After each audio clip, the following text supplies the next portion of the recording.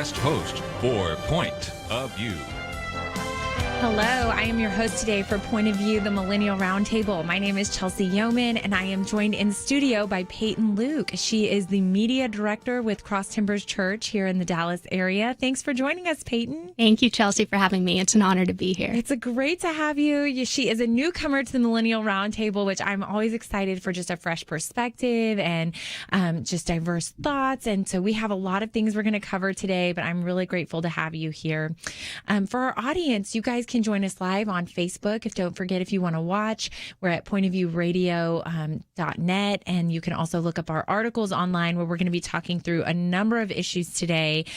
Full show for you because there's full news cycle all the time, but I just love to highlight what we see going on in the world and in our country from a cultural millennial Christian perspective. Lots of perspectives to unpack, but the first will be, we're going to go through Governor Newsom's recall, which the vote count came in. I saw today it is official. He is going to have a recall election. And for me, we spend a lot of time, we see in the media cycle, just unpacking whether Texas has a blue wave and whether the state of Texas is going to be purple and what's happening there. And so it's really intriguing after 15 years of back-to-back Democrat run and controlled California presence and population, for us to take a look at California and say, are you guys going to turn red? Are you guys going purple? Right. I don't want to take it necessarily that far, but I do want to take a look at that. And then a little bit later in the show, we do have census data came out. So we have both population shifts, but also what did the data say about the growing population or decline in our country, which is paramount to our survival and health as a country. And then a little bit later in the show, Ben Courson will be joining us by phone, and we're going to talk about some news coming out of the UK and things they're doing with the LGBTQ movement and Christians and the impact that could have on evangelicals across the world, our brothers and sisters across the world. So before we get there, let's start with Governor Gavin Newsom.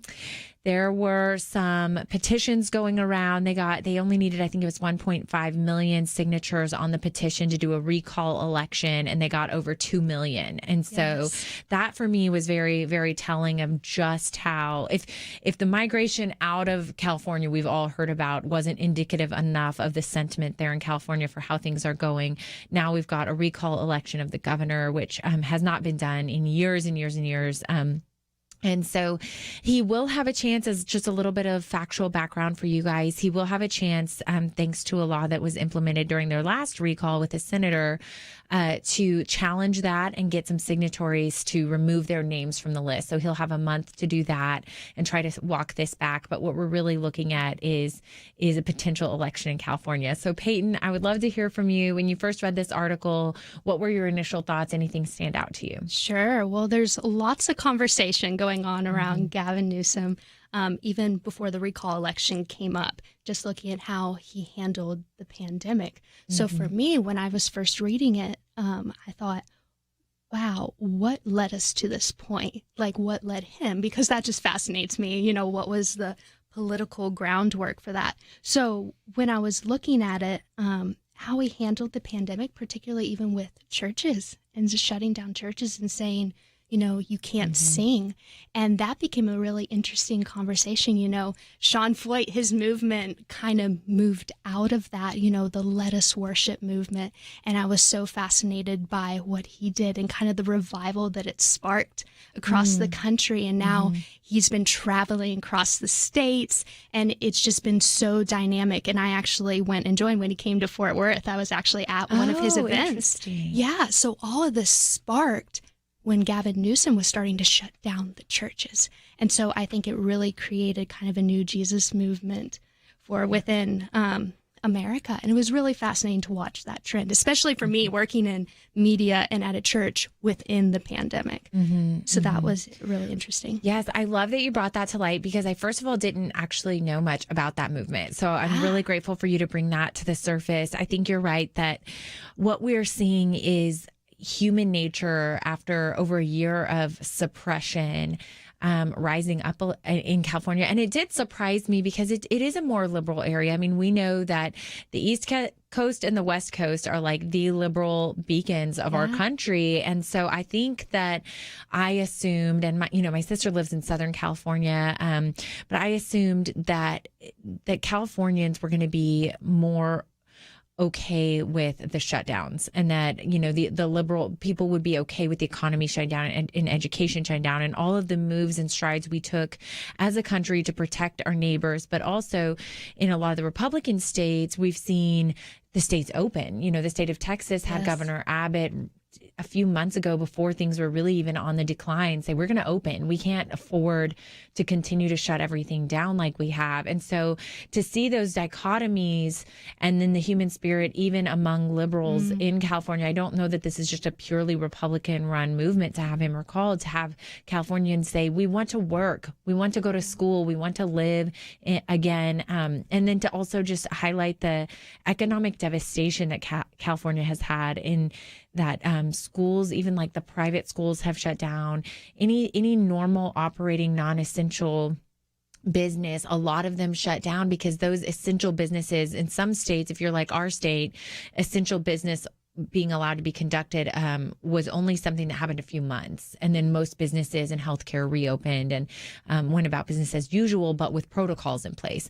And in places like California, essential operations only consisted for almost a year. And so that did reap benefits. I think he's looking now at the impact that's had, and a lot of disgruntled individuals coming. So if you live in California, I would love to hear your perspective. I don't want to speak for Californians, but if you have background information for us to look at here, or just what's it like on the ground there, I would love for you to call our line at 800-351-1212, 800-351-1212. So go ahead, light us up. We'd love to hear your perspectives. But in addition to the recall, I have heard some discussion of, is this the next red wave in California? Again, as I mentioned earlier, it's been 15 years since California had Republican leadership. That's a significant amount of time. My initial thought on that was, I wish, right? I would love to see California come our way a little bit and be less on the outskirts of, I think, what mainstream Americans view as good politics. Their policies have been high taxing. I mean, the gas tax was proposed a few years ago. It's outrageously expensive to live there. The housing market is it's just unsustainable in California to live there. And so many corporations who have felt that impact are moving out. And so we have corporations leaving, people are leaving. Any quick last thoughts on that before our break, Peyton? Yeah, it's interesting, all the Republicans throwing their hats in the race. It's going to be a very interesting race to watch and follow. I know. Well, we'll get back after this with a little bit of information about who the Republican challengers are. Already lining up.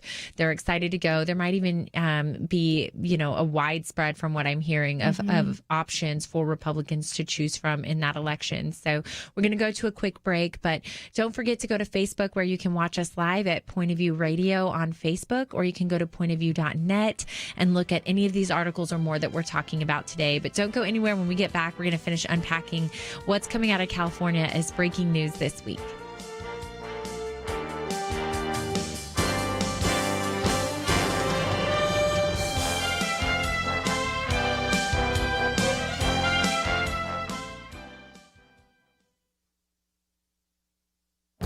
This is Viewpoints with Kirby Anderson. With all the current emphasis on the environment, you might be tempted to ask, what happened to the Green New Deal? The simple answer is it's being implemented under the guise of infrastructure. And don't take my word for it. Consider what Representative Alexandria Ocasio-Cortez said about the bill before Congress. She laments that some parts of the party try to avoid saying Green New Deal and really dance around and try not to use the term. Ultimately, though, she says the framework, I think, has been adopted. Although a small part of the bill deals with what most of us would consider infrastructure, more than half of it is focused on reducing CO2 by eliminating fossil fuels and promoting green investments. Billions are set aside to build and retrofit homes and businesses with energy-efficient programs like the Weatherization Assistance Program. Economists looking at that program estimate that the initial cost to retrofit all these buildings will be more than double any possible energy savings. And perhaps the greatest irony in all of this is who ultimately benefits from these federal expenditures. The green energy credits will enrich corporations and hedge funds already invested in green energy projects. Even big oil will benefit since they will receive investment credits for carbon capture and other green energy projects. You know, the president and other proponents have been hyping the legislation by saying it will create millions of green jobs. But you know, attempts to end any reliance on fossil fuels in the near future will likely destroy many more of those existing jobs in the oil and gas industry. So the Green New Deal is alive and well. It's merely hidden in existing legislation. I'm Kirby Anderson. And that's my point of view.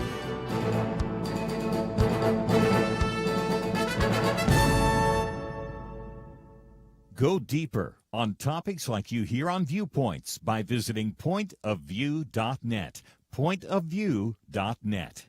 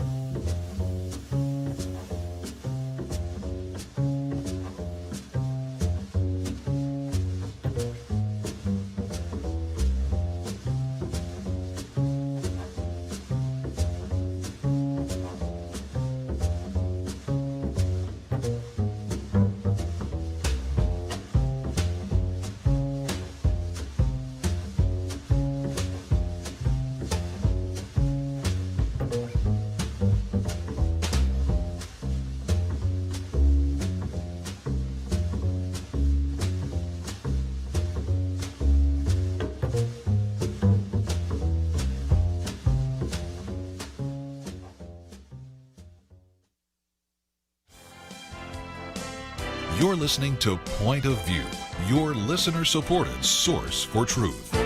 Well, welcome back. I'm Chelsey Youman, your host today for the Millennial Roundtable, and we are unpacking today just the Newsom recall that is really breaking news as of last night. He officially has the number of signatures necessary to be challenged through a recall election, which will most likely be set for later this year by the Secretary of State there in California.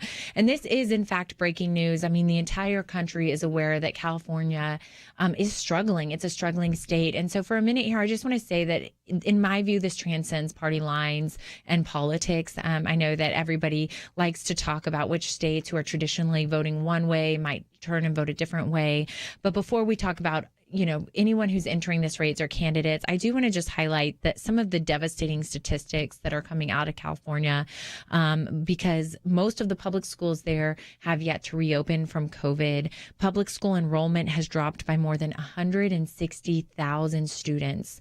And the state has lost roughly 1.5 million jobs. The unemployment remains, in light of that, at 8.3%. It's one of the highest unemployments in the country. And none of this even includes the losses of businesses and livelihoods there. I mean, it's in a very expensive state to live in. It's not as though all of that devastation is happening and then you've got at least a low cost of living. It's an extremely high cost of living. And so those are some really terrible things to read, no matter what partisan affiliation you have coming out of California.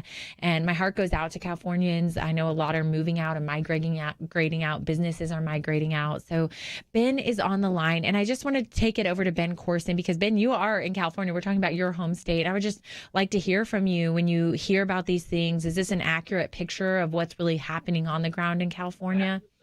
Oh, gosh, it's so good to be with you. It's funny because I'm actually in Oregon today. Oh, so you bounce around. My time, you never really know where I am. I always joke with my friends, I'm like a mischievous elf. I appear and disappear. You never know where I might vanish or arrive, But I do spend most of my time in California. And you know what? It's interesting. I've been speaking at churches there even during the pandemic over the past year, and I've seen all of it, like everything you can imagine, anywhere from the church is shut down, so I'm just speaking into a camera, to like full on recall the governor. Like I remember speaking at a place near Santa Barbara where they were having a full on like recall Governor Newsom, sign up after the sermon. And then I've been on the other side. Like a few weeks ago, I shared at a church in the Los Angeles area where like it's mandatory to wear masks. It only just now recently opened for one service. So I'm totally kind of opposite of the freedom fighters. So I've just kind of seen it all. And here's where I come at it from like a little bit of a different perspective is and I agree with what you said. Like this, it transcends party lines. I really just want to see people unified. That's my heart. Jesus said in John 17 that he prayed that his followers would all be one, that the world may know that God has sent him. And just having on the ground and really seeing this, my heart is to absolutely destroy the vision, because if Jesus said the world will know that God sent him based on our ability to unify with one another, that's why I've had a desire in part to speak at all different kinds of churches, both the more conservative and even the more left-leaning ones. I've really had a heart to unify the church. Yes, I think I'm so glad you drew that to light, Ben, because I think it's easy to talk about this from a political perspective, especially as we have we're all from different geographical regions here and have seen some policies work and some don't. But no matter what, as Peyton was mentioning earlier on the show, the impact to the church has been significant of COVID, and that there is a tie in there that we cannot avoid. And so, Peyton, do you have anything to add to what Ben just mentioned? I think it's been very powerful. And, you know, Ben, just to your point, yes, some people speaking into the camera and moving. I think it's had the opportunity to spread the gospel in a way unlike no other. Some pastors that didn't have much media presence and were just in their church talking to their congregation suddenly were being broadcast, whether it's nationally or internationally. And I think we discovered within the church some grit and innovation that we didn't know that we had. And often the church, when there's persecution, you see this in the first century of Rome, that's when the church flourishes. You know, we're hard pressed on every side, persecuted but not destroyed. And so often that's why I think it's been such a beautiful time. It's been challenging, but often, you know, what doesn't kill you makes you stronger, right? I think that's true. And I think we live in an American society where we have the luxury of going to church every week if we want to, and twice a week if we want to. We have Bible studies in our homes. I mean, we do have very robust, strong freedoms. Now they're being tested and challenged. And I worked in the religious liberty movement for 5 years of my legal career defending churches. So I do think there is persecution out there. I do think that times like COVID just lend towards powerful structures encroaching on those freedoms. So I do believe that we have our challenges, but they're largely well-established freedoms here in the country, or at least we have the ability to defend them, and we can seek redress in the court of law. But, you know, I want to move now to talk about what we're seeing a little bit internationally with the church and freedoms happening there, because we've all heard of horrible things happening in China and the Middle East to Christians, and that's going to be what I would call real persecution of the church. I mean, there's threat of physical violence and duress. They cannot openly meet. They're meeting in basements and secretively. But as you mentioned, the church flourishes in those times. And so what we're going to talk about next does not fall into that category. That's what I'm going to call persecution of the church. But we do see the church thrive because our hope is not in this world. It's not in government. It's not where we live. It is in the gospel. And we see the gospel spread pervasively right now in times of great duress. And then, you know, what I would say in the U.S. has been just suppression. But what has been happening, not in that category of what I call church persecution, but it's something that I want Americans to be aware of and look on the horizon for. It's coming out of England, Australia, and Ireland right now. There is legislation by their conservative parties to stop and criminalize what they call conversion therapy. And if you're not familiar with conversion therapy, it's a type of therapy often used. It's a little bit older of a style of therapy in my understanding of it from like the 90s and 2000s, but it's used with those who are LGBTQ plus, I guess is the official term, by churches or Christian therapy. And I actually saw some Muslim groups and Catholic groups come out about this. And so I think maybe just in general to help LGBTQ members who voluntarily enter into therapy and say that they want to stay Christian, and they want to help with that temptation into an LGBTQ lifestyle, which is not traditionally, it doesn't comport with biblical views on marriage and sex. I don't want to get into a big LGBTQ debate today, but the goal is to say that in other countries, they are criminalizing that type of therapy. Now, some countries like England are including exceptions for prayer with individuals and preaching and teaching the gospel on what the biblical views of human sexuality are, which the fact to me that they even need exemptions for that type of religious speech, it's sincerely held religious views should be accommodated no matter what they are. Diversity is so important on beliefs. But in some countries like Ireland and Australia, there's no exemption. So it would be criminal conduct for a pastor to pray with someone over their LGBT lifestyle if that person willfully said, look, this is something I don't want to have temptations in this area. I want to fall under biblical viewpoints on human sexuality. For a pastor to teach that person what the Bible has to say about human sexuality or pray with them about it would be criminal conduct. So we've got just a minute left, but Ben, is this news to you? Did you see this coming? What are your thoughts on what we're seeing internationally?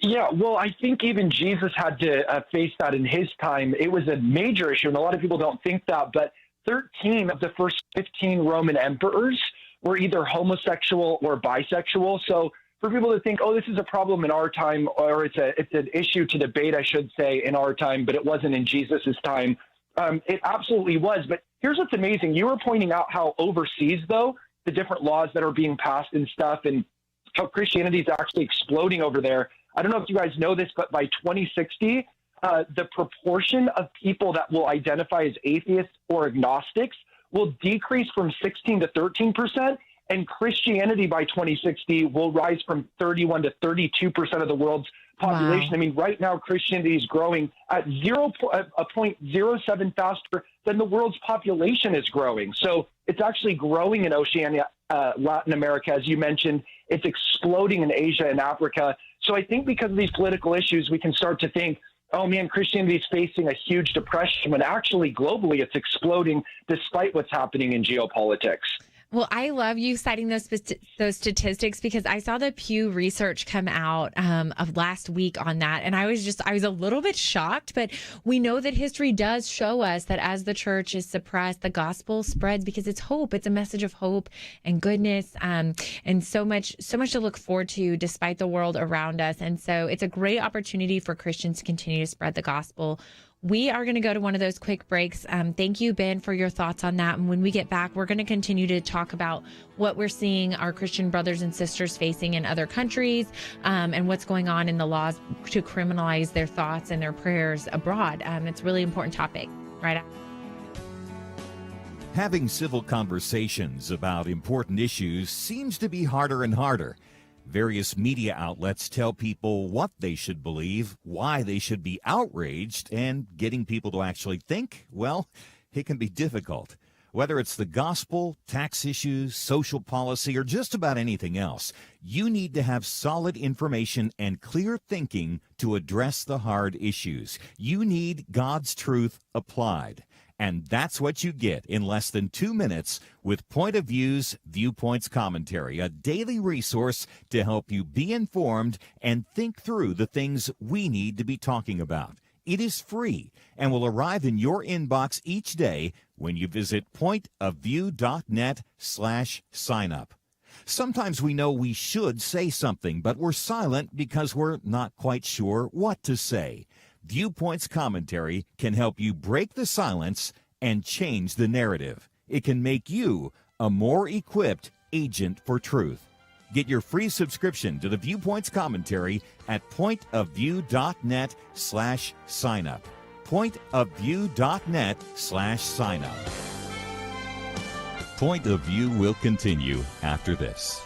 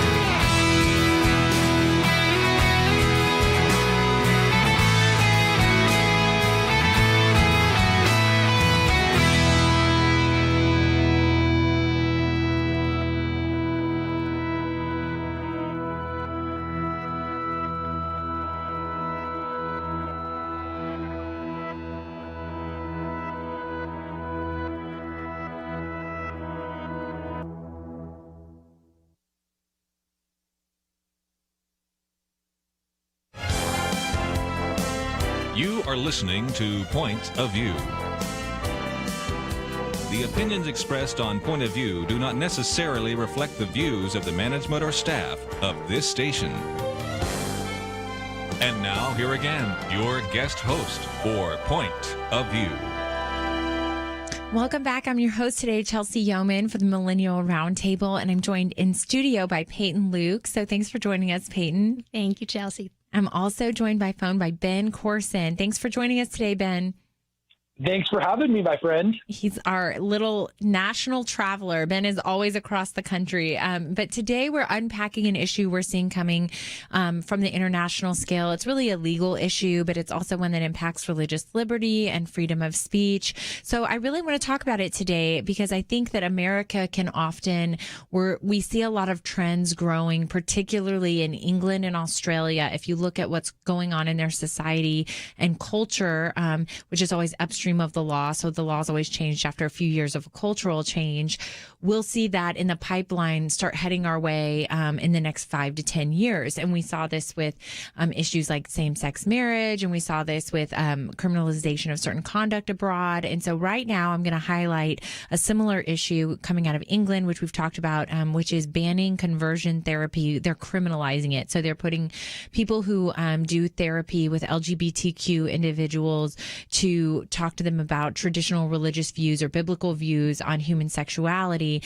Now, sometimes conversion therapy can include like really out there type therapy that I think is largely already regulated by psychological associations and licensing standards. And so some of those therapies have changed over time. There were some really outlandish, crazy things being done at certain times. But then there's other versions that have, if you categorize quote unquote conversion therapy too broadly, it would also include a private conversation between a pastor and a member of the LGBT community or someone who is tempted in ways that are anti-biblical. And so that would include prayer. So in England, there's an exemption for criminalizing pastors, but the Prime Minister of England, Boris, had to submit an assurance to the evangelical church out of England saying, we promise we're not going to throw you in jail for your traditional biblical views. And I think the fact that he had to do that is really indicative of how far gone religious liberty is in some of these countries. And in Ireland and Australia,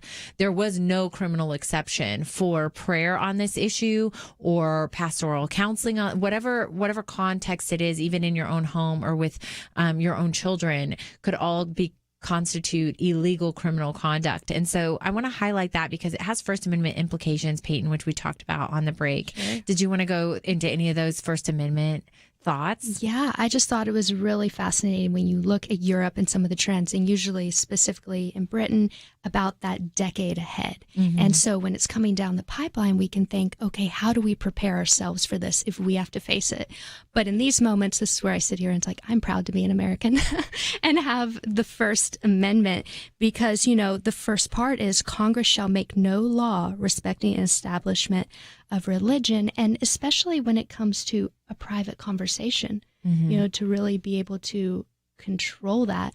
And as ministers, they have the opportunity to have those conversations. Those conversations are powerful. And sometimes it's not just on the sexuality things, it's just life in general. And so if the government starts trying to intervene, how much farther are they going to go? Right. Ben, you're in ministry as well. I know you have an incredible ministry where you talk to people from all walks of life. I mean, it's very much in my mind an outreach ministry, and you work to spread the gospel.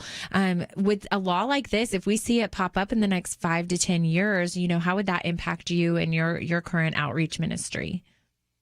So I don't think it's going to happen because even people on the left, they're even appreciating freedom of speech a little more than I've seen in the past. And by that, I mean, like even people like J.K. Rowling or Sam Harris. I'm reading a book by him right now about how we're basically biochemical puppets and neuronal weather patterns. I mean, he's a new atheist, and even he supports things like freedom of speech. Here's the thing. People who are most disdainful of freedom of speech, those are the people who have it.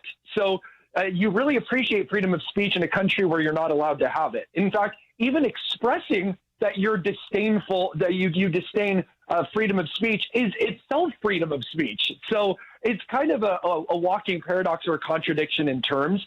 And so what I'm really trying to work with people through, because a few weeks ago I went on Good Morning America, but then I also went on Newsmax. So those are very different, those are very different networks, ABC compared to Newsmax. And just kind of in getting my finger on the pulse of stuff, I think what everyone is kind of sensing, just from the best of my ability, and I know I'm painting with wide, gross strokes here, I get this feeling that this cancel culture thing is not working for people anymore. Like, I have a friend who I just met, and I found out that he had been majorly canceled on the internet.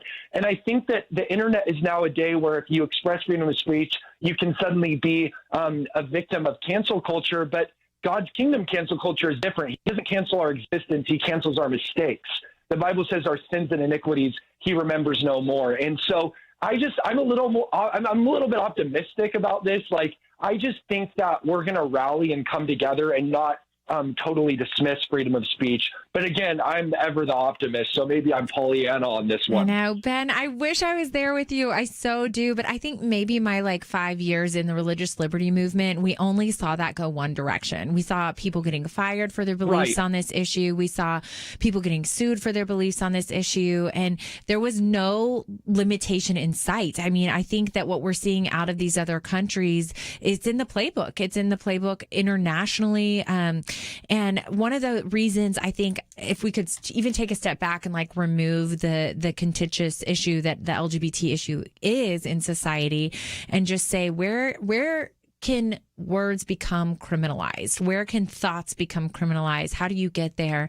And it's really it's part of a legal concept, and I'm a nerd, so we're going to go there as an attorney, but that it's the definition of harm. And so there was a quote that came out of Ireland that she was the head director of one of the LGBTQ organizations out of Ireland, and she said that because the entire law is meant to prevent harm, and that abuse can occur in all settings, but damage from words is harm, and that harm, this is meant to protect people from harm. And so I really thought about that, and I thought, well, that means words can harm people. And when we get there, typically laws protect proprietary structures from being harmed. So if your bag is stolen, that's a real harm. It's a tangible harm. Bodily harm is protected, obviously, through assault and battery laws, and a whole host of those. I mean, there are concepts of real tangible harm that are protected in society. And so to the extent any of these therapies actually physically harmed someone, they already have legal protections for that. What this is delving into for me as a first frontier is the fact that words can cause harm, and it's the first time I'm seeing those words be criminalized. And we are in an American society, and that's I hope what you're saying, Ben, is right, that it's a bridge too far, but we're seeing that thought that words can cause harm to people in cancel culture and everywhere. Peyton, I know you're in ministry too. What are your thoughts on the progression of words being able to be criminalized? Oh my goodness. Well, words have power. I'm just going to start there. We see that, words can cut like a double-edged sword. So I think it's important that we look at that and we approach this, with grace, or from the ministry standpoint, when you have these conversations, these are delicate conversations. Mm-hmm. And to first, even with the church, I just want to acknowledge that and not invalidate, if someone's going through this or struggling with this. We need to have this openness. We need to have these conversations, because I think the church often misses opportunities due to judgment. Mm-hmm. And people need to know they have a safe place to come. And so, Jesus would love, and Jesus would have these conversations. And kind of to Ben's point, as far as on the American side, I don't necessarily see this immediately impacting the United States, or it would take a while. This could be 10 years out. But even when it gets to us, I really hope, our First Amendment will stand up for us. But also coming down to those personal conversations, I just say, ministers, stay the course and try to do the best that they can. Mm-hmm. I think that's such a good point, because we're going to turn right after the break and start talking a little bit about the GOP in the United States and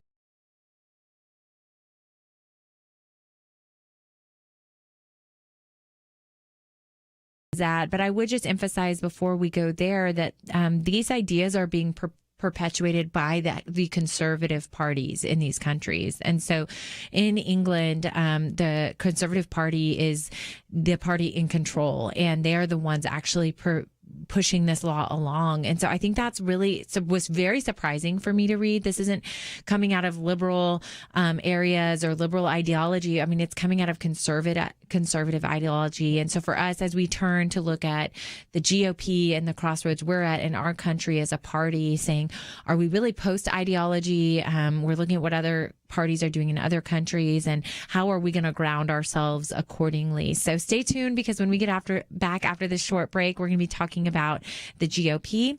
Don't forget, you can always call in if you want to let us have it or give us compliments, 800-351-1212, or you can also watch live online on Facebook, Point of View Radio on Facebook.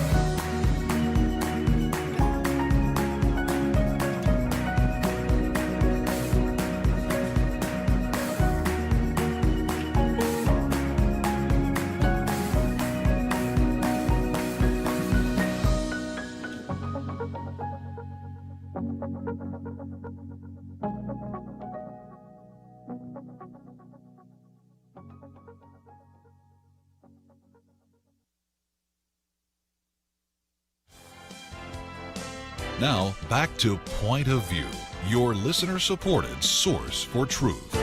Welcome back from our quick break. I'm Chelsey Youman, your host today for the Millennial Roundtable, and I've got with me on the line Ben Courson, and in studio we've got Peyton Luke, and they're doing an incredible job. We're just talking about issues today. We are running through the news cycle because the news cycle has not stopped, and where we're going to really emphasize is something happening this week out of Florida. Florida is what I call the land of conferences right now, because every conference I hear of is coming out of Florida, but it is the GOP is having a quick conference there with some of the leadership out of the GOP at the federal level.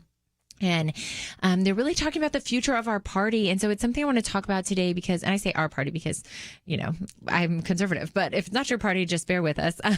We're going to talk about there's just a crossroads before the GOP on where they're headed, both in terms of policy and personality. And so this article is out of Politico. It's posted to the website at pointofview.net if you want to go read up more about it. But there's just this battle here. And the article highlights, I think, the battle between policy versus personality. And I would actually argue that in terms of policy on a larger scale, the GOP is relatively aligned. I think if you look back to the past elections, 2016, 2012, especially where there were 17 primary contestants, 17 primary GOP contestants on one side. That was a real, what I would call identity crisis for the party to determine what are the platforms, what are we going to look like.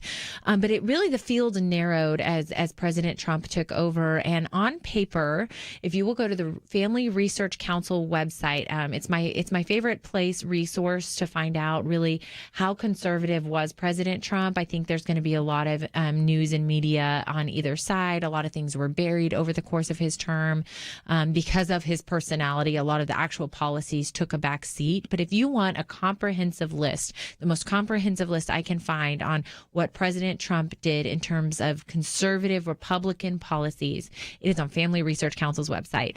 And it is a list. I mean, he in the 4 years he had, you name the issue, he moved the meter. And so I would argue, opposed to this Politico article, that we are not in a question anymore. Maybe we were back then of policy versus what our policies are as a GOP, but more like what is the personality. And we have this rift. Unfortunately, you have the House Minority Leader McCarthy on one side, and then you have voices like Representative Cheney, who is not saying I won't run, by the way, potentially, openly criticizing President Trump. President Trump was notably missing an invite for this conference, and so he is not there. And I think the party is starting to take a look at, we've got a very robust base, showed up in droves voting, historical numbers of voters in the last election, in spite of his election loss. Ultimately, you can't say that he didn't have a unified party behind him to some extent. And then you have a vast increase in historical numbers of minority voters voting for the Republican ticket for the first time in history. And so I know that African-American voters doubled their voting rate for President Trump this last election cycle, and similar numbers came out of the Latino vote. And so I'm going to start with you, Ben, on this issue. What are your thoughts as our party? Like, what are your thoughts, especially from someone who is on the West Coast? Do you think that the Republican Party is unified around policy, around personality, or neither? Well, it's funny that you say that all the conferences are coming out of Florida, because this is really funny. I'm literally flying to Florida tomorrow to speak at a conference. So is it the GOP conference? No, it's actually a women's conference. It's a her conference about the brain and the Bible. So that's what we're going to be tackling. But you know what? I've thought a lot about this, actually. I started learning about the difference between policy versus personality really about a year ago and got really fascinated with it. So I mean, even if here's the thing, we are so drawn, obviously, it goes without saying, to charisma. We're really prone and susceptible to psychological spotlighting. So, for example, the Bible says man looks on the outward appearance, but God looks on the heart. That verse is saying man does look on outward appearance. So a classic example of this is Richard Nixon lost to JFK because he didn't have makeup applied. I mean, that's what historians say during that televised debate. Because he said, I don't want makeup, and his brow got sweaty. You know what I mean? I'll tell you what, he did not show up to that debate. I've seen it. But continue, Ben. Sorry to interrupt. Well, no, it's wild because, like, literally just and JFK barely won, and it was the people who listened to it on the radio said that they thought Nixon won the debate. The people who watched it on TV thought Kennedy won the debate, and it was that sort of gave him this Camelot personality vibe. Because people really do look on outward appearance. How good is a speaker? I mean, when you look at Obama really surging to national prominence for the Democratic Party in 2004 with his speech at the Democratic National Convention, how good are people at oratory and crafting words, being wordsmiths, crowd psychology, psychological tells? And one more thing I want to point out, if you just go based on a person's intelligence or policy, regardless of personality or charisma, that doesn't always work as much as we might think that would create a sort of utopia. If a mixed metaphor will be suffered at the moment. But here's what I mean. Like, one of our smartest presidents of all time also wasn't that great of a president. So like Millard Fillmore was a very smart man, but he was a terrible president. John Quincy Adams, while he was good at diplomacy, he wasn't good at domestic affairs. He was one of our smartest presidents. Woodrow Wilson was one of our smartest presidents ever. Birth of a Nation, the most racist movie that the world has ever produced, in the White House 101 years ago. So I'm just saying, I think that while obviously it's about policy, if somebody's just super intelligent and has great policy, that doesn't necessarily mean they're going to be the best leader, because sometimes you do need charisma and personality to corral and rally a nation.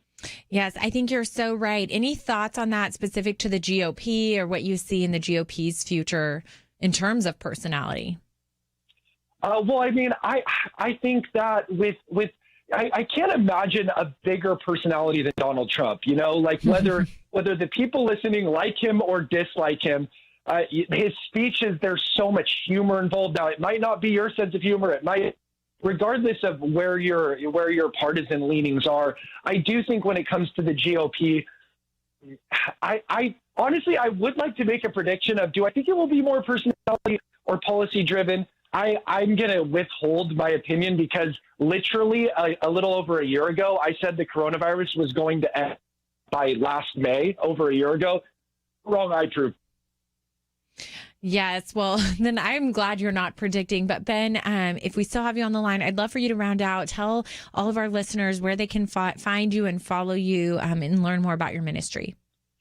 Yeah, so you can just go to bencourson.com, bencourson.com. And my focus is really on encouraging people to find hope in the face of depression.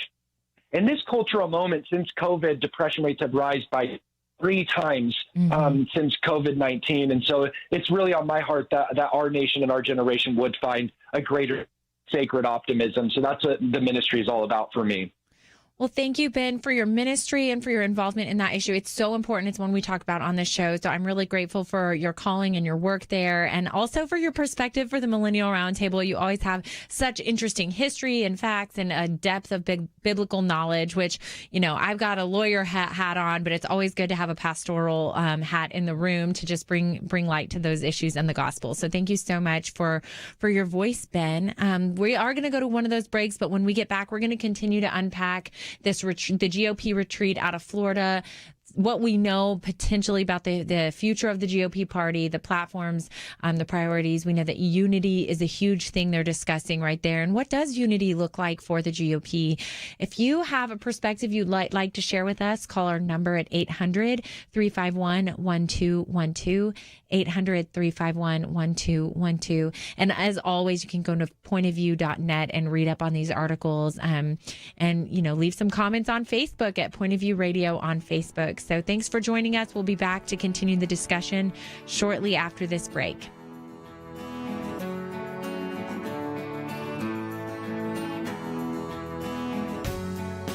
Is religious freedom still a cornerstone of the republic, or has it effectively been crushed by the forces of tolerance? America needs Christians to be informed and as unified as possible, applying God's wisdom to civic life. Point of View can be a key part of a successful mission. I believe in America. I believe God wants His best for us. We can face whatever the world throws at us as long as we stand together. If you have not signed on, please do it now. Support Point of View Radio today at pointofview.net. Set up your monthly gift by clicking the Truth Team 360 picture and then carefully follow the directions. Pointofview.net. By phone, you can give at 1-800-347-5151. 800-347-5151. Or mail that first donation to Point of View, Box 30, Dallas, Texas 75221. Box 30, Dallas 75221. Or call us 800-347-5151. Point of View will continue after this.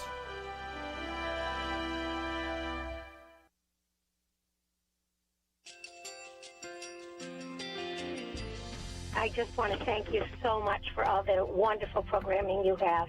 You're just absolutely fantastic. I recently started listening to Point of View, and I really found it interesting because of the different subjects you cover. Thank you for that. I really appreciate everything that you do in keeping us informed. Thank you, Kirby, for everything that you have been doing. I appreciate all the work that you're doing, advocating for the Word of God. Thank you so much. Point of View, I think, is absolutely necessary because it's a Christian perspective, a biblical worldview perspective, and receive very current, up-to-date information about what is really going on, week to week in our culture, which is changing so rapidly, and yet it's morally sliding backwards. Yeah, I'm just, first of all, I thank you guys. Y'all's program is wonderful, and enjoy it every day. I learn so much every time I listen to it. Point of View Radio Talk Show.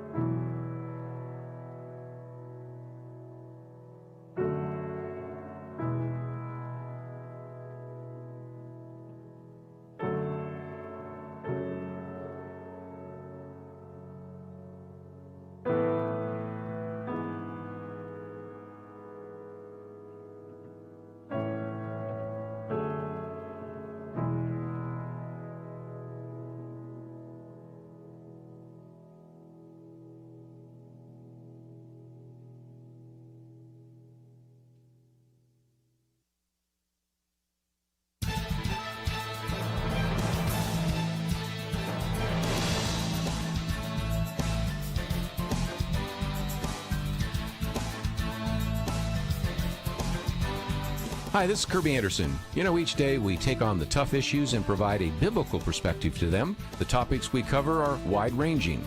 Apologetics, theology, prophecy, creation and evolution, intelligent design, marriage, family, child-rearing, the millennial generation, friends and society, politics, economics, business, religious liberty, the Constitution, public policy, foreign policy, military policy, tensions in the Middle East, abortion, homosexuality, pornography, sexual ethics, media, technology, history, and America's godly heritage. We talk about anything that affects your faith, your family, or your freedom. So don't go anywhere, because Point of View continues right now.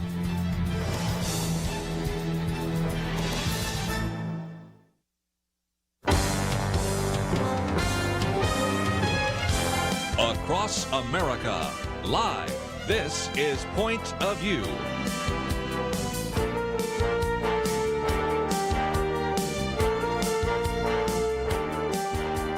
And now, your guest host for Point of View.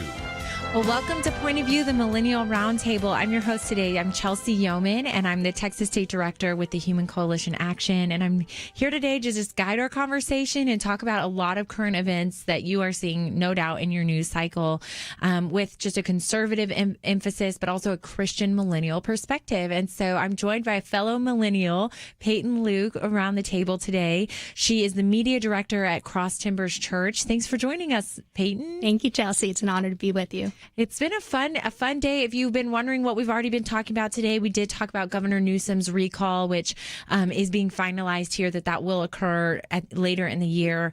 We also discussed the Albert Mohler briefing, which is on pointofview.net if you want to read that article, which discussed what some international trends we're seeing against religious groups who have traditional biblical views on human sexuality and all of the things that are happening abroad.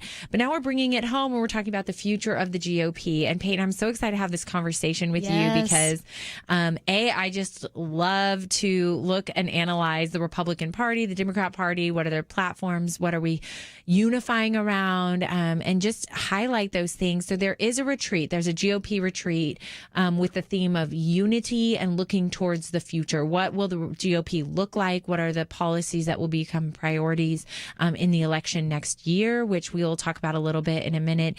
And then also personality. We cannot talk about the GOP without talking about what does our party want as for a personality to lead it. So there's a lot of personality there. There's a lot of personality, a lot of opinions. And we talked a little bit in the last segment that largely it's my opinion, Peyton, feel free to disagree with me on this, but that we are fairly unified. The GOP is fairly unified around certain policies, and that President Trump really tapped into moving the meter on conservative policies. If you look on paper, if you look at what his administration did over 4 years, he is being talked about as the most conservative Republican president in years and decades, if not ever. And so if you want to look at what those policies were that he did and accomplished, they were buried a lot in the news, you may have noticed, over the last 4 years. But if you want to read what they are, they're on Family Research Council has a great website dedicated to that. And I found it very helpful in this day and age where we're trying to navigate real news and what's really happening on the ground. But we're going to turn now to talk about the personality of the party. And is there something we're going to coalesce around? For me, there is a bit of a dichotomy, not as much as we may have seen in years past, but for those, a very strong base of GOP who supports President Trump and his personality, because he, for better and worse, sometimes both at the same time, he's bombastic, right? But he got work done. As I mentioned earlier, his comprehensive list of conservative policies is on Family Research Council's website. And so, he did a lot on paper for the issues, and he was extremely pro-life and did things like refuse to internationally fund abortion and did the Mexico City ban. And he had the FDA refusing to mail-in abortion drugs. I mean, he was extremely pro-life on paper. He's working actively. He defunded Planned Parenthood considerably, but was working to more aggressively defund them in the future and had committed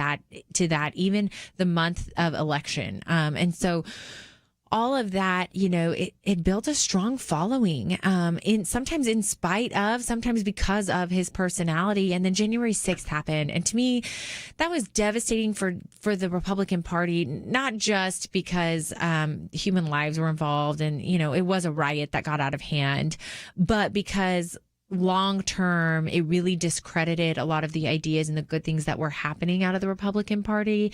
And we have seen now there's been a dichotomy develop even at this retreat this week between Representative House Minority Leader McCarthy and Representative Cheney out of Montana, who, one is backing President Trump's behavior and continuing to say that there was election fraud, and then one is fighting against that. And we see that tension in the Republican Party constantly. So Peyton, what are your thoughts when you think of that dichotomy? Is it as pervasive as we think, and where is it headed? Oh, it's so interesting when you're looking at all of it, because there's definitely controversy, one within the party, and then of course people's perspectives and future voters on the outside. Are we looking at policy or are we looking at personality? And what's interesting, to quote the Political article that we're referring to, they were even saying there's some internal division currently at the Florida event over the former president trying to influence from even afar, because as we know, he's not there. He's not invited. He's not, but there's text messages and there's other things.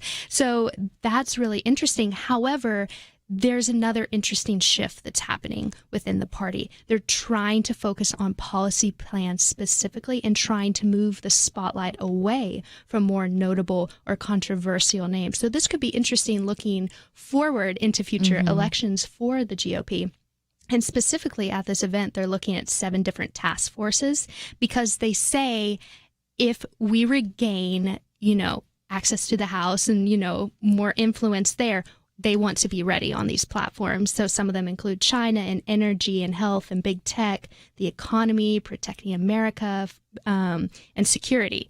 But what's interesting, this kind of refers to, policy versus personality, because it's creating new names to come to the forefront. So there's new opportunity coming because they're focusing on the policy first. So you're seeing some new people and names emerge that you didn't maybe recognize as much before. Specifically, Senator Shelley Moore Capito, who is taking on the main role in debating Biden's infrastructure plan that's coming up. And she said, this is a big role for me. It's raised not just my profile, but also my profile as a serious legislator who wants to be part of something we can do together. And saying that, do together, that creates the conversation more so around unity. Because I think the GOP is trying to go that direction. And, you can have personality, but you can also have good policy. So let's merge these things and let's unify over them versus just having, say, a star or policy. These can be together. These can work together. That's an interesting point, because we know when we break down the votes that came out of November, I mentioned a little bit earlier in the show that there were record numbers of minority voters who do not traditionally, first-time voters for Republican ticket. And that especially came out of African-American populations and Latino populations. And they're drawn to strong leadership, no doubt drawn to low unemployment rates under President Trump pre-COVID. I mean, there were a lot of factors there. But our party, but we also, the Republican Party, had a lot of defectors from the evangelical right, traditional conservative voters who did not want to justify the personality vote. And we had personal friends calling us. I had 6 friends call me and say, I've always voted, with the Republican Party based on my biblical views, but it's really hard now to do that. And so I think your message is right, Peyton, in that if there can be talk of unity and talk of the policies and sticking to that, maybe it will be unstoppable if you could maintain the percentage of new voters and then regain your old base that was lost. Then a party traditionally has a winning ticket in a time where we're going to talk a little bit later in the show, but the plans being produced out of the Biden administration are it's very interesting. We're talking revolutionary from everything to our economy, to our infrastructure, to the way we operate, to taxing. There's nothing left untouched right now. So when we get back after this break, we're going to be going there and talking about those issues. But stay tuned. We'll wrap up the GOP discussion because we've got more to talk about there. What does the potential future look like from a millennial perspective?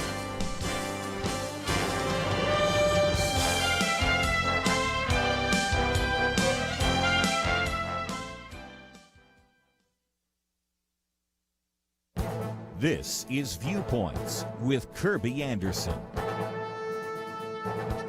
With all the current emphasis on the environment, you might be tempted to ask, what happened to the Green New Deal?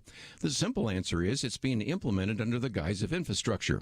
And don't take my word for it. Consider what Representative Alexandria Ocasio-Cortez said about the bill before Congress. She laments that some parts of the party try to avoid saying Green New Deal and really dance around and try not to use the term. Ultimately, though, she says the framework, I think, has been adopted. Although a small part of the bill deals with what most of us would consider infrastructure, more than half of it is focused on reducing CO2 by eliminating fossil fuels and promoting green investments. Billions are set aside to build and retrofit homes and businesses with energy-efficient programs like the Weatherization Assistance Program. Economists looking at that program estimate that the initial cost to retrofit all these buildings will be more than double any possible energy savings.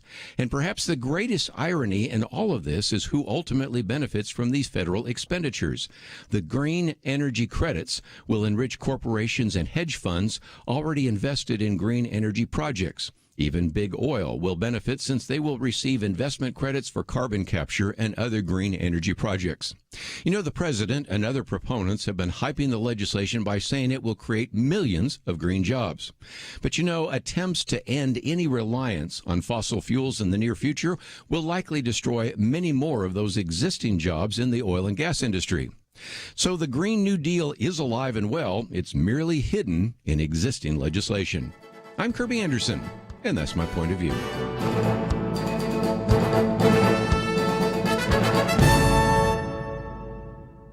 Go deeper on topics like you hear on Viewpoints by visiting pointofview.net. Pointofview.net.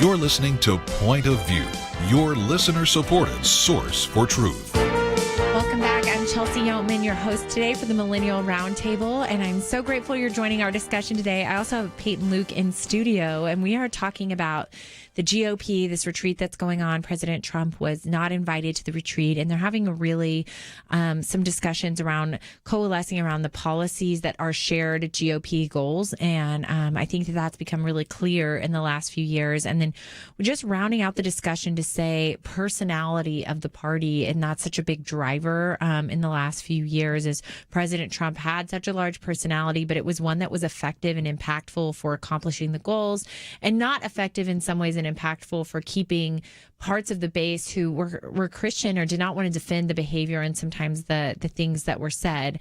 And so we know that just political science tells us that mobilizing your base is the most important part of that. And I'm sure that that will be a part of the discussion at this retreat, as there is tension at the retreat between people who are traditional President Trump supporters and those who are saying, look, January 6th was just too much. The riots that occurred were too much, and it's completely indefensible now. And so we've seen some voices come out. I don't know that this early on anyone can say who the Republican leaders are, but there are definitely, there's going to be a couple ways people can go about it and analyze this or respond to it. But one thing is for sure, the Republican Party, in my mind, has a duty and an obligation to look at who the voters were last November and say, how can we continue to grow the numbers of voters? Because they did have historic high voting rates for the Republican Party. And as a party, they need to coalesce around that and say, what can we get behind? How can we move forward? And, specifically, Peyton, what does that look like to you?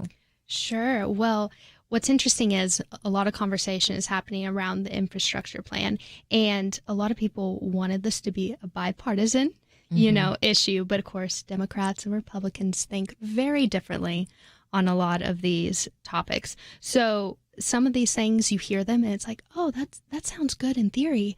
But, typically there's a little bit more that you discover if you dig down. And so for me, I first heard some of this coming out, some of the things that were involved.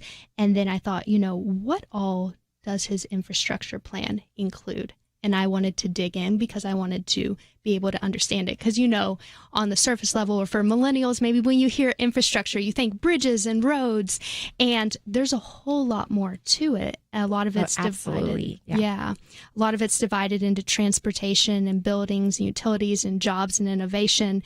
And it is interesting how there's more money allotted for electrical vehicles and not even creating them, but just transitioning us there than even roads and bridges combined. Right.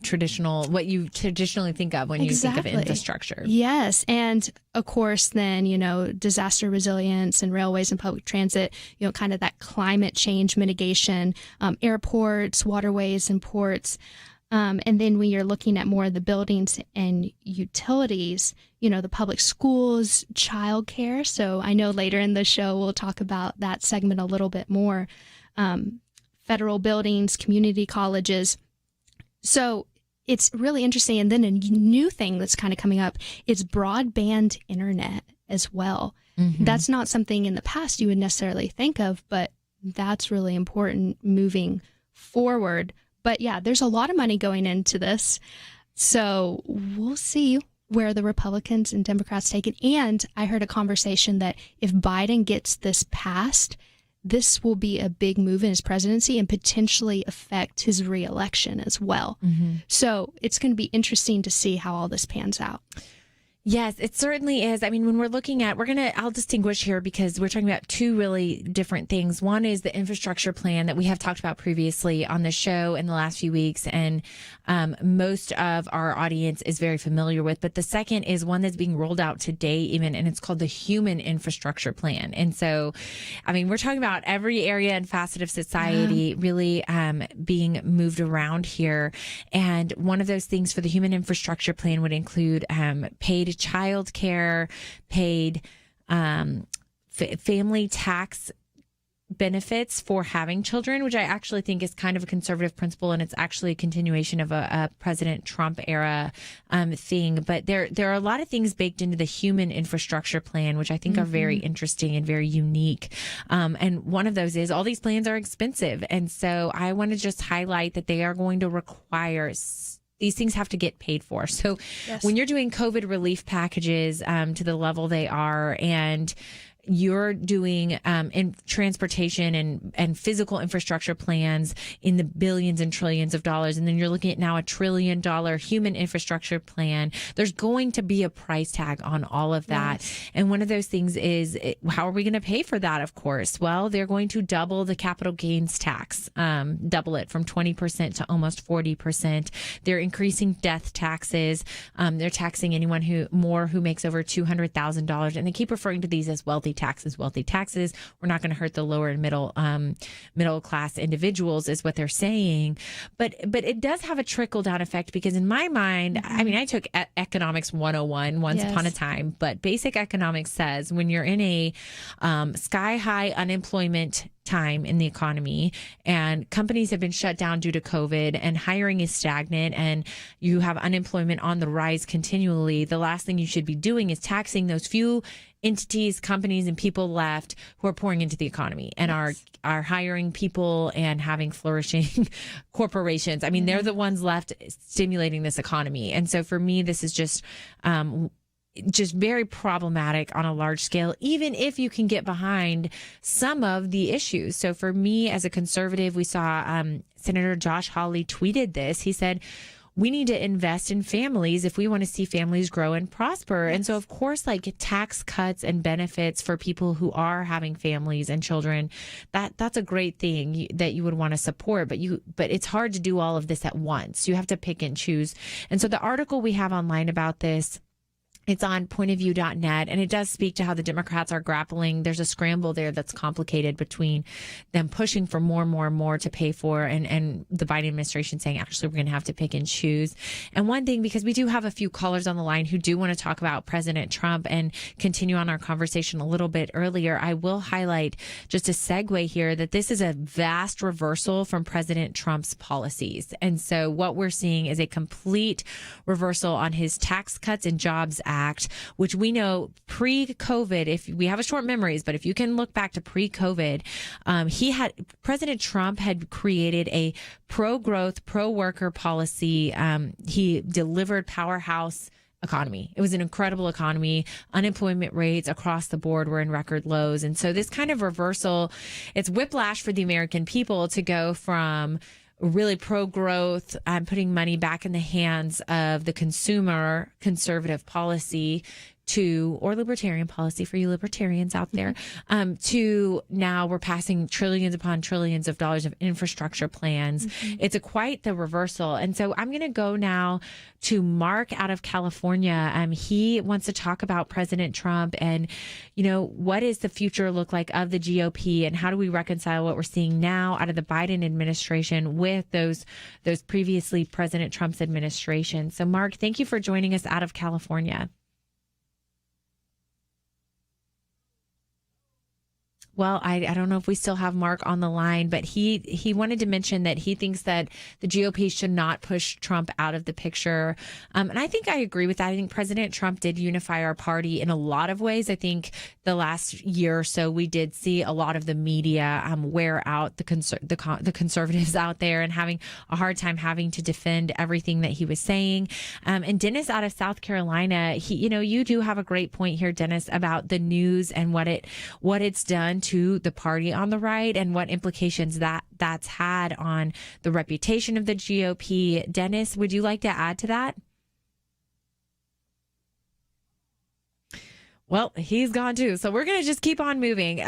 So this infrastructure plan, I know you have so much great data for us, Peyton, on what the human infrastructure plan includes. I mentioned that it includes paying for childcare. It includes, and that's an interesting point because America is, again, not the first person to ever do any of these things. I know that Canada actually did do childcare paid for, but it wasn't always great when the government gets involved. And so what we're seeing is every single facet of the American life now having your federal government involved in speaking to it. So go ahead, Peyton. What do you think about that? Sure. Yeah. And pre-kindergarten, paid family. And, I think the foundational aspects of supporting and revitalizing American families can be achieved more in reframing our cultural mindset regarding the family structure, as well as flexibility to support, businesses and kind of reframing the corporate America versus just, say, the government throwing money into it for childcare.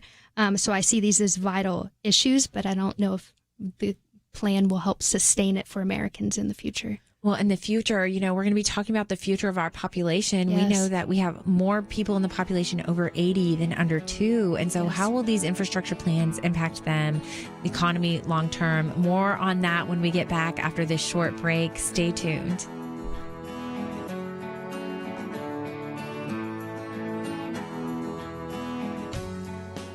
Having civil conversations about important issues seems to be harder and harder. Various media outlets tell people what they should believe, why they should be outraged, and getting people to actually think, well, it can be difficult. Whether it's the gospel, tax issues, social policy, or just about anything else, you need to have solid information and clear thinking to address the hard issues. You need God's truth applied. And that's what you get in less than 2 minutes with Point of View's Viewpoints Commentary, a daily resource to help you be informed and think through the things we need to be talking about. It is free and will arrive in your inbox each day when you visit pointofview.net/signup. Sometimes we know we should say something, but we're silent because we're not quite sure what to say. Viewpoints Commentary can help you break the silence and change the narrative. It can make you a more equipped agent for truth. Get your free subscription to the Viewpoints Commentary at pointofview.net/signup. Pointofview.net/signup. Point of View will continue after this.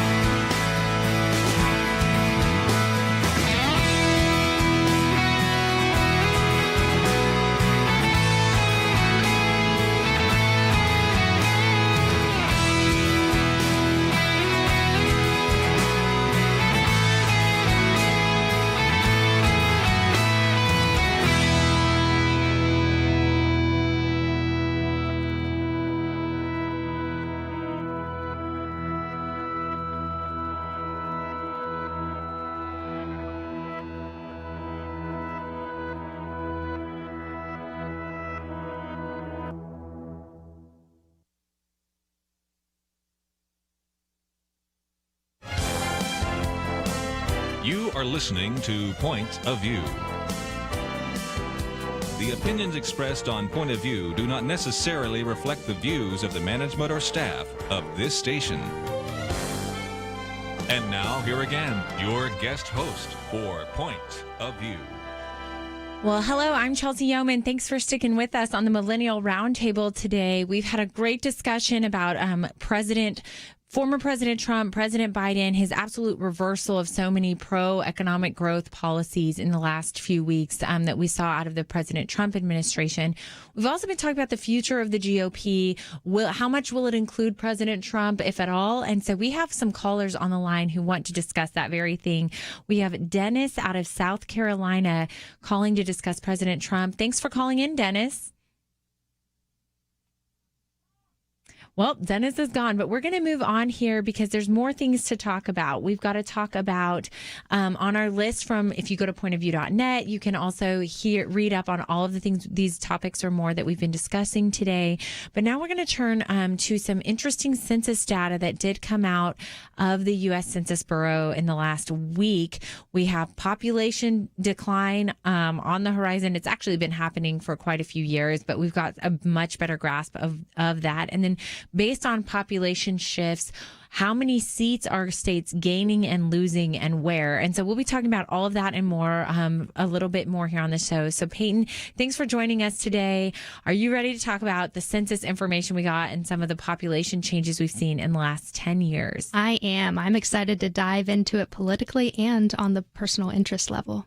Yeah. I know it's a lot to unpack, but let's start with population decline. And so we know that some numbers came out of 2017 for the first time that did talk about changes in population growth. And for the first time, some studies showed that it was at the very best slowing. It was the least growth we've had in decades and decades, and that was problematic for a lot of reasons. But for the first time, it reached the point where society, they call it unsustainable population growth. And so we now, for the first time in a very long time, I think 100 years, have more population over the age of 80 than under 2 years old. Yes. And the actual childbirth rate has declined as well. They're showing that families are saying they want more children, but less families are actually having children. And so that was one thing that was notable. They started counting census data in 1790. And so we actually do have a few hundred years here to work off of in some of these stats. But Peyton, did any of the statistics speak to you directly? Were you really surprised by anything that you read? I think it's really interesting, and to be honest, it affects millennials greatly. Mm-hmm. We're part of this demographic. I'm almost part of this demographic with what's happening. So another thing that's interesting is people are getting married later, and they're pursuing their careers in education. And on top of that, sometimes that influences, the decline in fertility, or millennials are having fewer children in general compared to previous generations because they're concerned for the economy or they're concerned for their jobs. And you're so right. You were saying this a second ago, the birth rate and the desire for children is still there, but there are still things that are influencing it. And another thing that I found that was interesting, even the institution of marriage, the respect for that has gone down a little bit, to where typically if you have a marriage environment, you tend to have more children than, say, singles. So you're seeing a rise in singleness. You're seeing a rise in people getting married later. And so this is producing other trends, as well as divorce rates. The divorce rates have gone up. So you're seeing trends. Today, 24% of Americans age 60 and up are divorced or never married, or 12% since 1960. So a lot of people are also living in isolation and alone. Mm-hmm. And this brings up other conversations of joy in the future, depression, anxiety within our culture. But even just primarily on the population side, it's really fascinating how this influences millennials. I think it's interesting too. I mean, we know that millennials are getting married later in life and having children later in life. I know that infertility is actually on the rise as well. So all of those things can contribute. But we saw 17% fewer children born than in 1990 and 50% fewer than in 1960. And it's the lowest population growth that's ever been recorded in history in the United States. And so there's a lot of downsides to this. One, we will not continue to have a competing robust society and economy. And one is, I think it's really important to note, Americans are still aborting 800,000 babies a year. Yeah. the abortion rate has declined. So that should be staggering to you, that's the declined abortion rate is still almost 1 million children a year. And certainly if we lived in a society where children were valued and women were told that you can have both and not fed the lie that you're going to have to choose between your future and your career and your livelihood and being a mother, if we as a society were being more pro-family, I really think that we would see a difference here. So this is indicative of a greater cultural trend that I would be remiss if I did not mention. But we do have Dennis on the line from South Carolina. I know he's got a comment here. So Dennis, are you still with us? I'm with you. I'm right here. Great. It's good to hear from you, Dennis. Thanks for calling in. Well, thank you for coming back to get me the third time. I wanted to emphasize the dirty dealings that have followed President Trump from the very beginning, before he even was elected, and all the way through his entire presidency, and even to today. You don't get the truth about who he is and what he's done. And from the very beginning, this seemed to me to be the work of traitors. This is seditious, what they're doing. They're trying to take away a duly elected president. That's being a traitor. We're supposed to be a government of, by, and for the people. And the power brokers or whoever, there's all kinds of people involved in that. Whoever they are, whatever their goal is, this is treason. This is not the way this country was supposed to run, and we don't even hear about that from programs like this. I mean, we should be shouting about the evil of what's going on. I don't want to sound like a nut. I'm not a nut. I've been through many, many, many discussions with lots of people. I've had lots of time to think this thing through. And I'm really surprised that you would say this is because of his personality. This is not his personality. People don't know him. The people that do know him say he's a very kind person. He's a very intelligent person. He's on the money with what's going on in the world.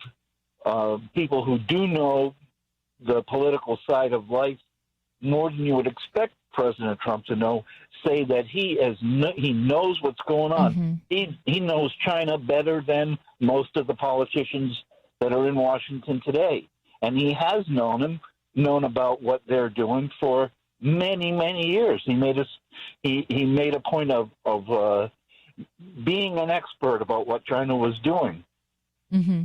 Well, Dennis, I am so grateful for your perspective, and as always, appreciate when anyone calls in and gives their perspective, because that's what the show is all about. The show is all about trying to shed light on what's really happening. And for someone like me and Peyton, I know you and others out there and our listeners who try their best to stay on top of everything and get real information and the truth.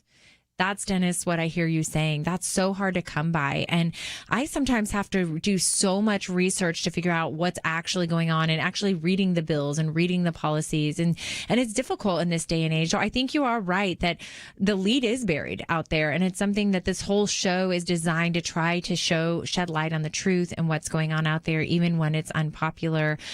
So I really appreciate that perspective. I think, one other thing I'll add to that is the topic for today was really trying to think about where the GOP is headed, because I think a lot of us, we grapple with where we've been. We know where we've been, and you don't get to a January 6th riot without doing an autopsy report. We've heard that time and time again. You don't get to January 6th without saying, why did we get that? How did it get that far for a party to have a riot at the Capitol? And we have unpacked that on the show many times back when it happened, to say it's because people feel like they didn't get their day in court. The courts weren't hearing the election cases, that people didn't get to see the evidence in the news. It's frustrating. And so when we're talking about the future of the GOP now, which was the topic I wanted to cover, because sometimes you have to say, where are we headed? I think you're right, Dennis. Dennis, that we can't forget that President Trump is a part of that equation. Although he was not invited to Florida, there are plans to have him come and speak at future conferences. And I think there's no doubt that the GOP will include President Trump and his legacy, which, as we talked about on the show, was very robust for the policies. You have to include all of that in those questions. And so there's a lot to unpack there. I don't think anybody knows the answers to those questions. It's certainly a question for the party and for Americans as a whole to say, we know where we've been. Some of us don't feel like we even really know where we've been because we didn't get to see it play out, but we certainly have to pick direction, and we certainly have a future that's hopeful ahead of us. When we get back, we're going to continue to talk about that future, about the U.S. population growth, and maybe some good news for the GOP coming out of the census data. So stay tuned and don't go anywhere.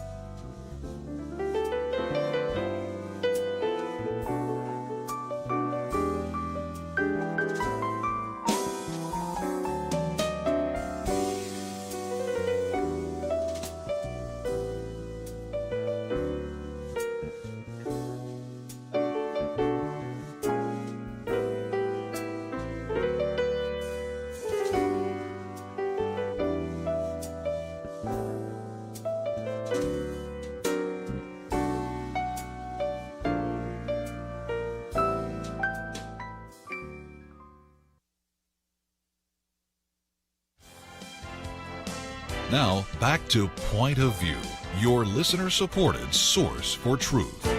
Well, thanks for joining us here on the Millennial Roundtable. I've got Peyton Luke with me. I am Chelsey Youman, and we are talking about population decline and the census data that came out and said that we had the lowest population increase since, I guess, over 300 years since they began counting the data. And so that's really devastating news for society. They're calling it no longer a sustainable population growth. We attributed some of that to abortion, where 800,000 children are aborted in the U.S.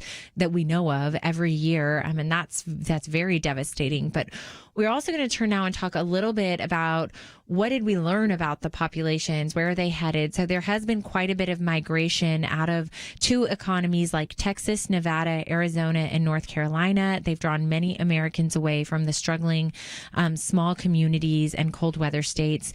New York, the Northeast, saw a migration. New York is losing a seat. So I'll break down the states here. We've got, as I mentioned, Texas, Arizona, Colorado, Montana, Oregon, North Carolina, and Florida. They're all gaining seats. And then California, for the first time, is losing seats. New York is losing seats. Pennsylvania, Ohio, West Virginia, Illinois, and Michigan all lost seats. And so that's quite a big shift there. We're actually seeing people even move out of the Midwest, which was a surprise to me. Peyton, what did you think about the migration patterns that we're seeing come out? I thought it was really interesting. And I know for a while people have been talking about people leaving California and coming to Texas. And as we see, Texas is going to gain 2 seats. So it's really interesting with the population increase there. But, things are great in Texas. So, why not want to come here, No, everybody just stay where you are. Right. The migration has been crazy. Right. Yes. And we're going to see, I think this will be definite news because everybody is really, I always remind our audiences of this, that we have election district maps coming out this year. And so we're redistricting is this year. Every state is doing it based on this census data. And so we're going to see what will have a 10-year impact. Redistricting redistricts your district where you're voting based on a lot of these numbers and populations. And it affects your representation. It affects where you vote sometimes.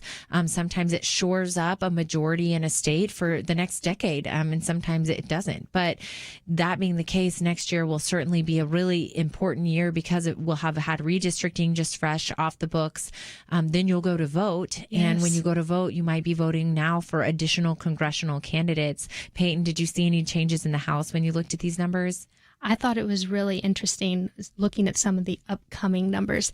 And so we'll see whether it's shifting a little bit more red versus blue. But I'm just going to be keeping my eye on it. I know that the Democrats, I think they were holding a narrow lead of 218, and then Republicans 212, and then we have a couple vacancies in the House due to resignations, and then we did have 2 deaths. One was a Texas senator as well as Florida.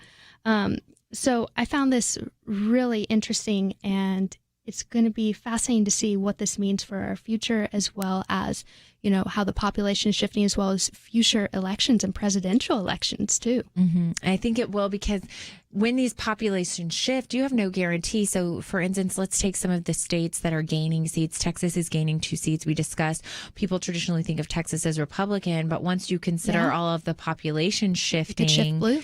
It could, where you don't necessarily know where those seats are going to go. But what the initial analysis, also based on November, we have the November voting numbers out and demographics out. But what it looks like, I'm hearing, is that the Democrats might be set to lose the House, and that's pretty common during a midterm election, and that would be really now the first stopgap President Biden's administration would have from accomplishing all of the things we've been talking about: the infrastructure plan, the human infrastructure plan, all the relief packages that are going out, all of his abortion policy reversals. I mean, there's a vast amount of damage being done to the conservative policies that President Trump instituted by the Biden administration, and he still has another year to do that. And so if you're fired up about it, if you're fired up about something we've said on the show, even about the future of the GOP, or maybe you're not over what happened. We heard a caller, Dennis, earlier on the show who just still wants to talk about last November and wants truth, which I think we all do want truth and want to get to the bottom of it. You will have that chance, and that's going to be election season. So don't forget, now is the time to educate and continue to learn. But you ultimately have to go to the polls to really change anything. And so it'll be interesting to see what happens. I think next year will be a big opportunity. No doubt you'll hear lots of political analysis going into the changes our population have seen. One of the changes we mentioned was that is abortion, and that abortion, it is historically on the decline. In 2017, it was record low abortion rates, which we all would want to celebrate. But then when you look at the number and you say, a record low abortion rate in that year was 800,000 babies being aborted. that's 800,000 human lives ending in the womb. Vulnerable individuals who had futures and plans for their lives, God's creations, gone to the evil that is abortion. And so I always like to talk about this. I'm the Texas State Director and National Policy Advisor for Human Coalition Action, and that my advocacy organization is just dedicated to fighting abortion and eradicating it and creating a culture that comes alongside women and supports women in a way that enables them to feel like they can choose life, right? That's the ultimate goal, but also to be a voice for the voiceless and the children who are being aborted. So I'm going to draw attention to a policy that you might have seen buried in your news cycle that is really going to have devastating impacts on that abortion number we're discussing. And that is that the FDA is lifting its abortion pill mailing ban. And so the FDA under President Trump, one of the great things he did for life was he really utilized the FDA to start cracking down on abortion and saying you can't mail abortifacient drugs without women having some kind of medical contact with a doctor to help them make sure they're safe. You can't fund abortion abroad. Well, the FDA is now reversing all of those policies. And so if you're unfamiliar with the abortion pill, under 10 weeks of pregnancy, women can get abortions by pills that cut off their progesterone hormone levels for the baby. And so it's called a medical abortion, which I think is a way to sanitize what abortion really is. But it kills an unborn human child in the womb before 10 weeks without a medical procedure in an office. It's become a growing trend, and it's really, for me, very devastating for a lot of reasons. But one of them is women can go online, speak to an international doctor abroad, never have an ultrasound to see how far along she is, never have any examination of any kind with a doctor. And that doctor can mail her prescription abortions door to door. The prescriptions are filled in India. The FDA does not know what's in the prescriptions, and then women are having at-home abortions. And the best kept secret that the media will never tell you is what's actually happening with women who have the medical abortions. All that information is buried, but studies are coming to light that are showing that women are hemorrhaging. Women are further along than they think they are. They're not actually sure how far along they are. There's a lot of horrible impacts that this pill has. But if you read the article that we put on pointofview.net, the doctors in the article will say they're safer than taking ibuprofen. We know they're not safe. They're ending a human life. So, Peyton, before we close out, I know we have just a minute left. Sorry, I got on a tangent here. No, you're good. What are your initial thoughts? And then tell all of our audience how they can find out more about you. Sure. Well, one quick quote that I have is from Dr. Sandy Christensen, who's an OBGYN doctor. And she says, the real question is this practice safe? And relying solely upon a video telephone call interview to date a woman's pregnancy and prescribing an abortion is malpractice, in my opinion. Wow. And then it goes on to say, yes, a lot of women, 1%, will hemorrhage from these pills potentially. And it doesn't sound like a lot. 1% doesn't. But if you're one of the 3,150 women, that affects you a lot. Yeah. And then you also have potential for bacteria. So it's definitely a challenge, but I know a few seconds. So my name is Peyton Luke, and connecting with me with connecttoctc.org. Love it. Well, I am Chelsey Youman, your host today. Thanks for listening to us and hearing everything from our perspective. You can find me at hucoaction.org. My organization works to advocate for women and children. We live in a digital generation. Point of View is reaching this often overly plugged-in generation with truth. You can keep up with us 24 hours a day using your phone, your tablet, your laptop, or your desktop. Search for the Point of View Radio Talk Show on Facebook, where you can keep up with today's issues, learn about current and upcoming guests by liking us on Facebook. Also, follow us on Twitter. Our handle is @PointOfViewRTS. That stands for Point of View Radio Talk Show. Learn, interact, make a difference with Point of View using new media. And here's one way you can make a big difference. Help us increase our reach by spreading the word among your friends. Share a Facebook post. Tag us in a tweet. With enough joining us to plant seeds, we'll see a tremendous harvest. Come on, it only takes a minute. Search for Point of View Radio Talk Show on Facebook, @Point of View RTS on Twitter, and subscribe to the Point of View Radio Talk Show channel on YouTube. Learn, interact, share. The Point of View Radio Talk Show. Point of View is produced by Point of View Ministries.